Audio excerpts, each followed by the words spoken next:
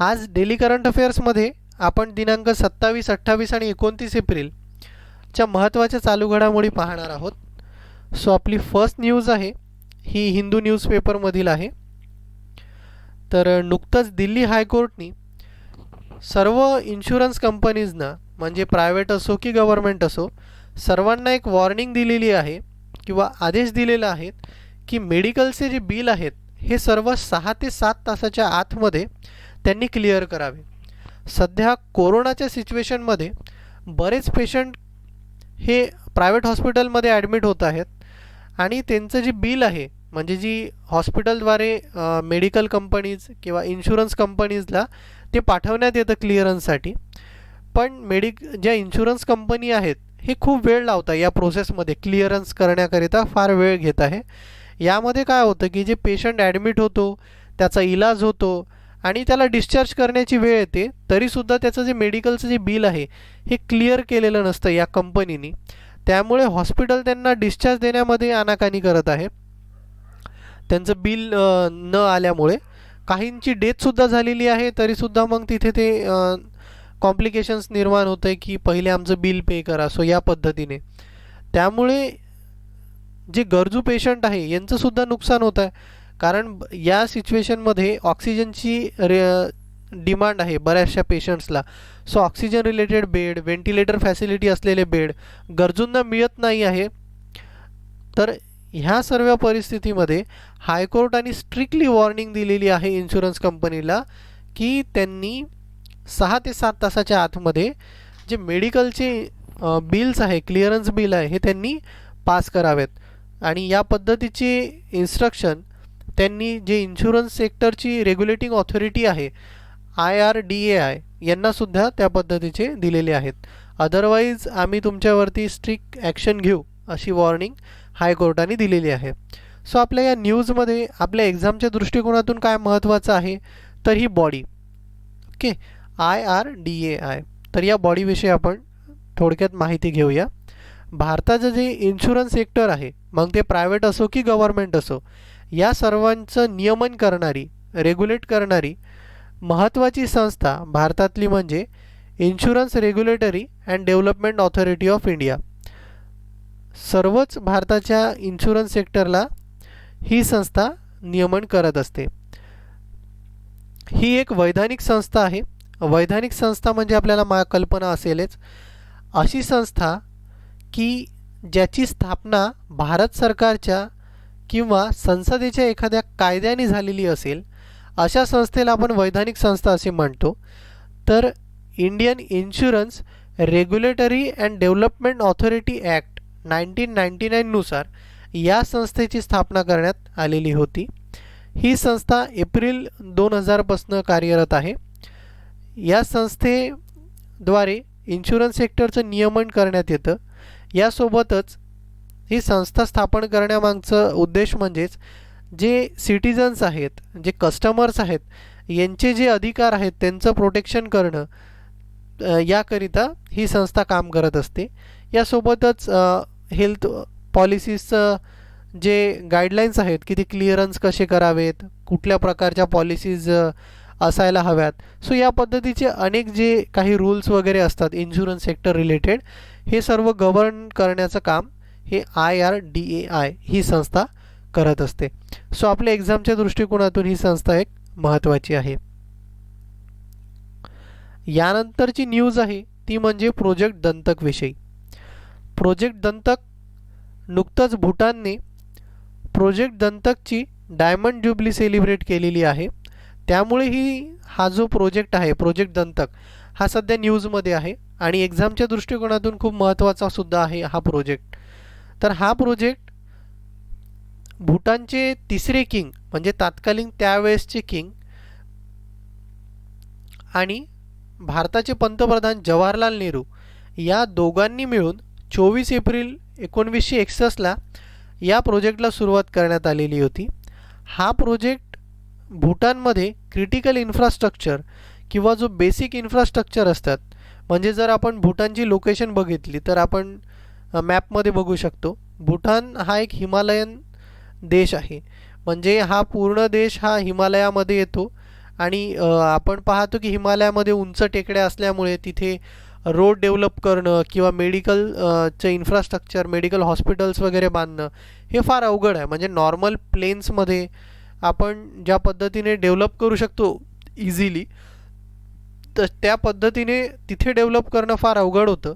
So त्याला फार जास्त टेक्निकल नॉलेज म्हणा किंवा त्या पद्धतीचं तंत्रज्ञान, प्रगत तंत्रज्ञान असणं आवश्यक होतं. आणि भूटान एक छोटासा देश आहे, सो त्याकडे ते नव्हतं. त्यामुळे मग भारताच्या मदतीने त्यांनी तिथे हा प्रोजेक्ट डेव्हलप करण्याचं ठरवलं होतं. सो तिथल्या त्या तिसऱ्या किंगनुसार. ओके, तर भारतात भारतातर्फे हे सर्व जे इन्फ्रास्ट्रक्चर आहे हे डेव्हलप करण्याचं काम हे बॉर्डर रोड्स ऑर्गनायझेशनद्वारे करण्यात आलेलं होतं. तर या प्रोजेक्टनुसार आत्ता सध्यापर्यंत आपण बरेचसे एअरपोर्टसुद्धा कन्स्ट्रक्शन केलेले आहेत भूटानमध्ये. त्यासोबत जसं इंडियन ॲम्बॅसीजचं कन्स्ट्रक्शन केलं आहे, त्यांच्या मेडिकल्स तिथे आपण केले आहे, काही महत्त्वाचे हॉटेल्स आहेत त्यांचंसुद्धा आपण कन्स्ट्रक्शन या प्रोजेक्ट दंतकथच्या अंतर्गत केलेलं आहे. तर हे सर्व ज्या ऑर्गनायझेशननी केलं त्या ऑर्गनायझेशनचं विषयी आपण माहिती घेऊया. तर ती ऑर्गनायझेशन्स म्हणजे बॉर्डर रोड्स ऑर्गनायझेशन. तर या ऑर्गनायझेशनची स्थापना ही 1960मध्ये पंडित जवाहरलाल नेहरूंनी केली होती. या ऑर्गनायझेशनची स्थापना पंडित नेहरूंनी जे भारताचा नॉर्थन पार्ट आहे आणि नॉर्थ ईस्टर्न रिजन आहे त्या सीमेच्या लगत, म्हणजे आंतरराष्ट्रीय सीमेच्या लगतचा जो इन्फ्रास्ट्रक्चर आहे, जसे की डिफेन्सचे जे एअरफील्ड्स असतील, डिफेन्स रिलेटेड बिल्डिंग्स आहेत, तिथले रोड्स आहेत बॉर्डरचे वगैरे, तर त्यांचं डेव्हलपमेंटकरिता त्या पद्धतीचं इन्फ्रास्ट्रक्चर सीमेलगत विकसित करण्याकरिता बॉर्डर अँड रोड्स ऑर्गनायझेशनची स्थापना पंडित नेहरूंनी केलेली होती. तर ही संस्था ही मिनिस्ट्री ऑफ डिफेन्स म्हणजे संरक्षण मंत्रालयाच्या ॲडमिनिस्ट्रेटिव्ह कंट्रोलमध्ये आहे. यांच्या अंतर्गत ही संस्था काम करत असते. तर हे पण महत्त्वाचं आहे, हिची स्थापना कधी करण्यात आलेली होती आणि हे बॉर्डर अँड रोड्स ऑर्गनायझेशन हे कुठलं वर्क करत असते. यानंतरची न्यूज आहे ग्रीन इनिशिएटिव्हबाबत. नुकतंच सौदी अरेबियाने 2 ग्रीन इनिशिएटिव्ह लॉन्च केलेले आहेत. हवामान बदलाचे दुष्परिणाम रोखण्याकरिता आणि पॅरिस ॲग्रीमेंटनुसार जे सर्व देशांना लक्ष्य ठरवून दिलेले आहेत, तर ते फुलफिल म्हणजे यांचा जो रिजन आहे सौदी अरेबियाचा स्वतःचा आणि संपूर्ण मिडल ईस्ट रिजनचं जे आहे याकरिता त्यांनी हे 2 मिशन सौदी अरेबियाने लॉन्च केलेले आहेत. एक त्यांच्या स्वतःच्या देशासाठी सौदी ग्रीन इनिशिएटिव्ह आणि एक संपूर्ण रिजनकरिता the Middle East green initiative. Okay, तर यानुसार त्यांनी मोठ्या प्रमाणामध्ये वृक्षांची लागवड करणं, मरीन लाईफचं प्रोटेक्शन करणं, त्यानंतर कार्बन CO2 आहे याचं प्रोडक्शन कमी करणं त्यांच्या देशाअंतर्गत, पोल्युशनला जे कमी करणे, त्यासोबतच लँडचं डिग्रेडेशन थांबवणे आणि जे रिन्युएबल एनर्जी आहे म्हणजे रिन्युएबल एनर्जींचा मोठ्या प्रमाणामध्ये वापर करणं, त्या पद्धतीचे प्रोजेक्ट विकसित करणं. सो याकरिता हा ग्रीन इनिशिएटिव्ह सौदी अरेबियाने लॉन्च केलेला आहे. आपण सौदी अरेबियाची लोकेशन पाहूया मॅपमध्ये, वर्ल्ड मॅपमध्ये. सो मॅप रिलेटेड क्वेश्चन्स बऱ्याच वेळेला येतात, जोड्या लावा किंवा अरेंज करा त्यांना दक्षिणेपासून पूर्वेपासून उत्तरेकडे किंवा दक्षिणेकडून उत्तरेकडे अशा पद्धतीने येत असतात. सो सौदी अरेबियाचा हा लोकेशन आहे. यामध्ये आपल्याला इकडे नॉर्थकडे नॉर्थ ईस्टर्न साईडमध्ये आपल्याला इराक दिसतो, इराण आहे इथे, त्यानंतर Kuwait, Qatar, UAE, Oman, Yemen, त्यासोबतच इकडे आफ्रिका खंडामध्ये आपल्याला पाहता येईल इजिप्त आहे, सुडान आहे. सो हे कंट्रीज आहे. आणि मरीन लाईफ म्हणजे सौदी अरेबियाची मरीन लाईफ आपण म्हणतो ना, आता आपण बघितलं ग्रीन इनिशिएटिव्हमध्ये, तर ही रेड सी आहे इथे आहे ना. सो या रिलेटेड आणि हे इथे एक आपल्याला कंट्री दिसते बघा, इरिटिया. आपण 1-2 दिवसापूर्वींच्या करंट अफेअरमध्ये बघितलं होतं की जो एक रिपोर्ट पब्लिश करण्यात आला होता की वर्ल्ड प्रेस फ्रीडम जो एक इंडेक्स होता, रिपोर्ट होता, त्यामध्ये या देशाला सर्वात खाली दिलेलं होतं. म्हणजे सर्वात हा 180 देशांमधला हा सर्वातचा सर्वात लास्टचा हा देश होता. सो आता मॅपमध्ये आपल्याला या लोकेशनसुद्धा कळेल की हा देश नेमका कुठे आहे. तर या पद्धतीचा आपल्याला मॅपचा वापर करून देखील आपल्याला हे रिवाईज करता येतं ते करंट अफेअर्स. सो हा होता मॅप. ओके. त्यानंतर जे ग्रीन इनिशिएटिव्ह आहे हे सौदी अरेबियाने स्वतःसाठी स्वतःच्या देशाकरिता जर केलेलंच आहे, त्यासोबतच संपूर्ण मिडल ईस्टसाठी देखील त्यांनी हे लॉन्च केलेलं आहेत. जसं आपल्याला माहीतच आहे की तिथे मिडल ईस्टमध्ये त्यांचा जो रिजन आहे हे मोस्टली ऑइल प्रोडक्शन करणारा रिजन आहे. तो इथे मग ऑइल प्रोडक्शन करत असताना त्यांना प्रॉपर रेग्युलेट करणं की ज्याच्याकडनं काही पर्यावरणाला हानी होणार नाही. सो क्लीन एनर्जीकडे आता मोठ्या प्रमाणामध्ये जे इन्व्हेस्टमेंट करणं, त्या पद्धतीचे प्रोजेक्ट विकसित करणं त्या भागामध्ये. तर हा सर्व एम आहे मिडल ईस्टसाठी.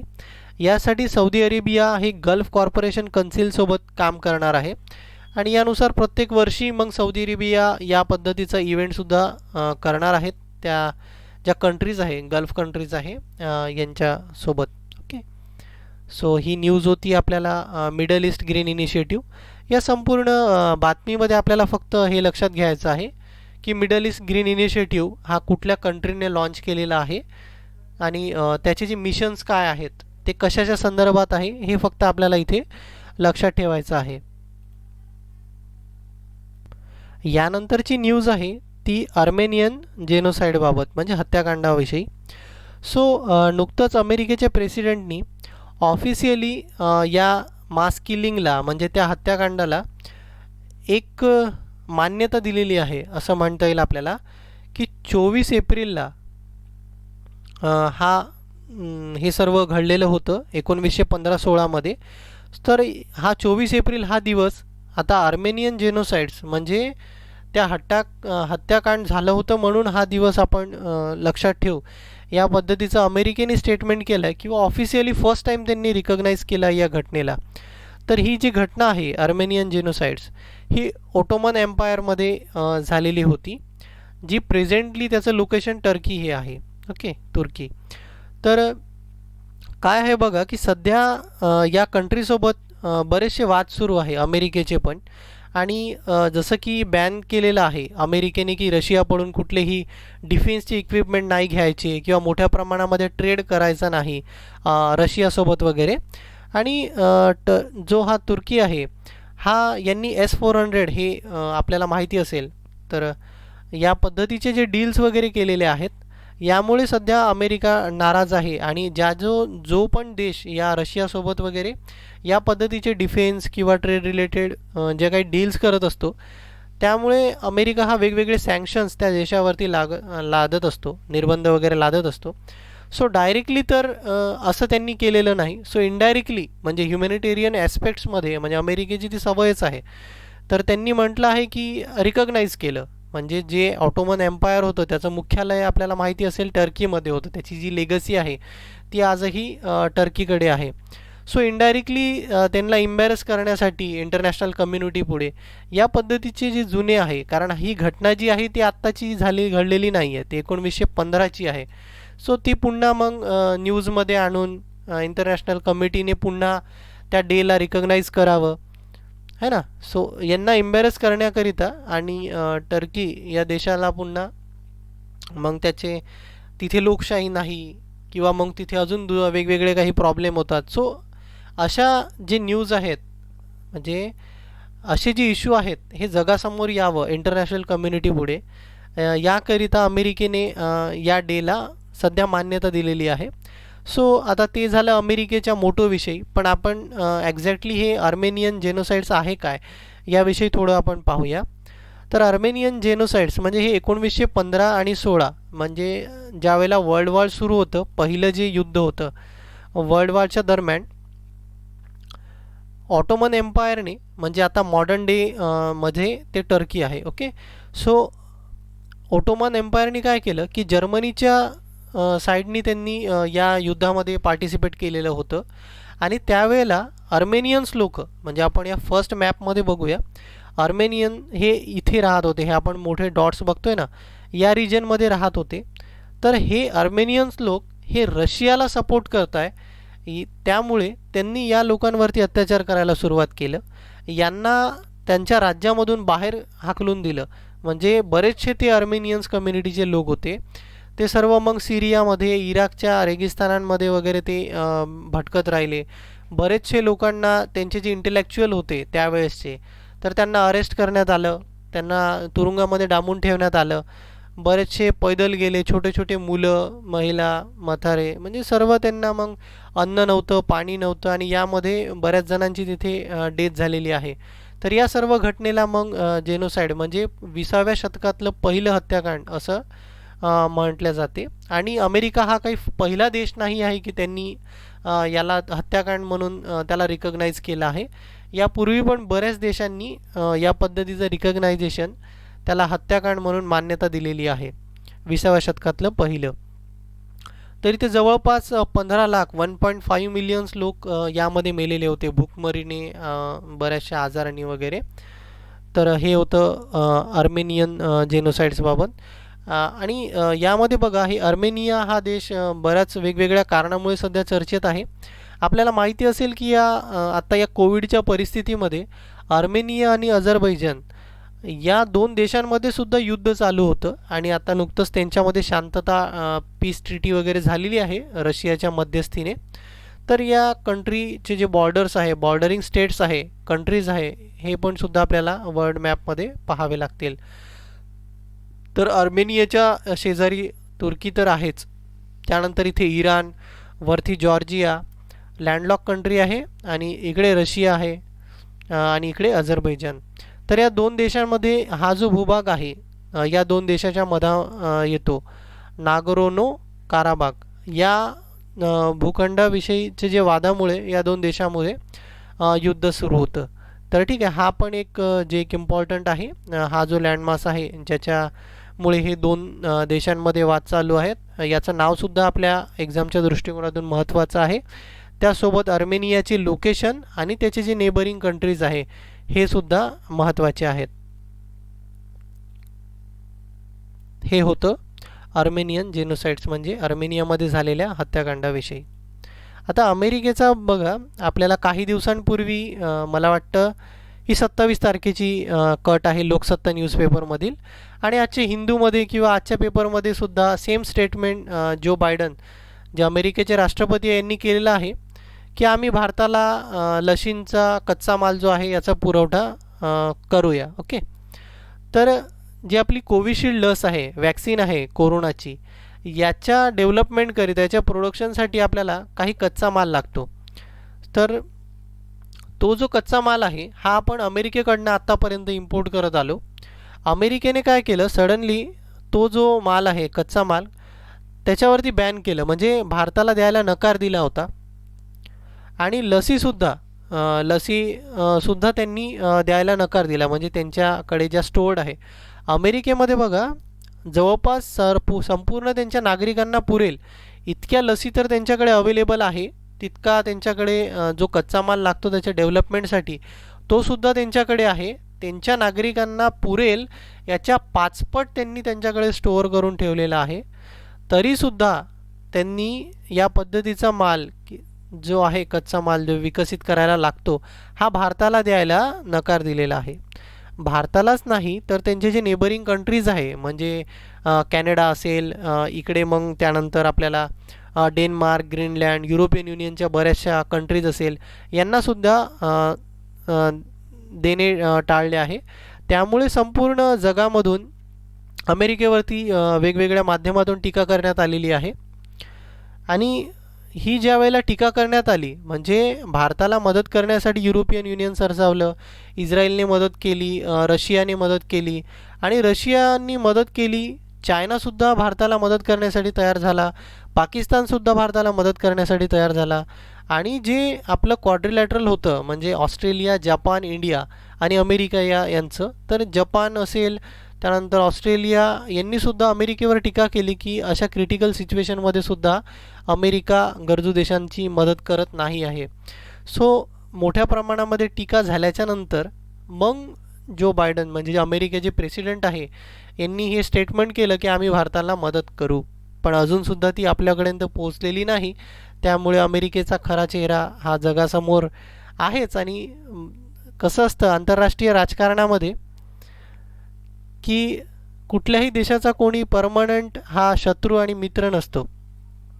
आंतरराष्ट्रीय राजकारण हे हितसंबंधांवरती आधारलेलं असतं. आर्थिक हितसंबंध असतील किंवा संरक्षणविषयक जे हितसंबंध असतात यावर आधारलेलं असतं. अमेरिका फर्स्ट या पॉलिसीनुसार या पद्धतीने अमेरिका वागतो आहे. आणि दुसऱ्यांना म्हणजे सांगत्या वेळेस ते बऱ्याच वेळेला म्हणतात की डेमोक्रेसी, फ्रीडम, ह्युमॅनिटेरियन ॲस्पेक्ट, पण ॲक्च्युली ज्या वेळेला गरज असते त्यावेळेला अमेरिकेचा बिहेवियर काहीसा असाच असतो. ओके, सो असो. तर या सर्व क्रिटिसिझममुळे अमेरिकेने मदत करायला तयार झालेला आहे. आणि पुन्हा बघा अमेरिकेने काय केलं आहे की या कच्च्या मालाची जी किंमत होती ना, म्हणजे आत्तापर्यंत ज्या किमतीवरती आपल्याला हा माल येत होता त्यांनी त्या प्रोडक्ट्सची, त्या कच्च्या मालाची किंमतसुद्धा वाढवलेली आहे. म्हणजे जरी तो आपल्याला मदत करेल आता त्यांनी पाठवलं तर त्या बदल्यामध्ये आपल्याला किती किंमत द्यावी लागेल हे अद्याप अस्पष्ट आहे. यासोबत निगोशिएशन चालू आहे. बट बघू काय होतं इन फ्युचरमध्ये. ओके, सो ही एक न्यूज होती अमेरिकाविषयी.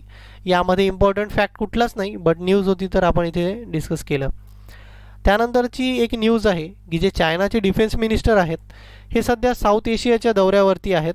त्यांनी नुकतं श्रीलंकाला व्हिजिट केली आहे, बांगलादेशला व्हिजिट केली आहे.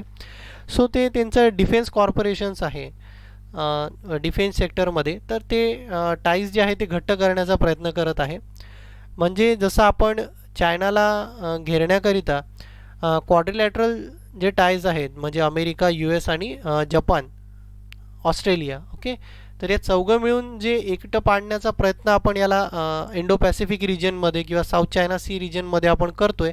तर याला काउंटर म्हणून चायनासुद्धा भारताचे जे शेजारी देश आहेत जसं की नेपाळ आहे, बांगलादेश, अफगाणिस्तान, याच्यासोबत आपले डिफेन्स संबंध वाढवण्याचा प्रयत्न करतो आहे जेणेकरून भारतावरती प्रेशर निर्माण व्हावं आणि त्या पद्धतीचा मॅसेज तिथे अमेरिकाकडे वगैरे जावा. सो या पद्धतीने त्यांची ही व्हिजिट झालेली आहे डिफेन्स मिनिस्टरची चायनाच्या.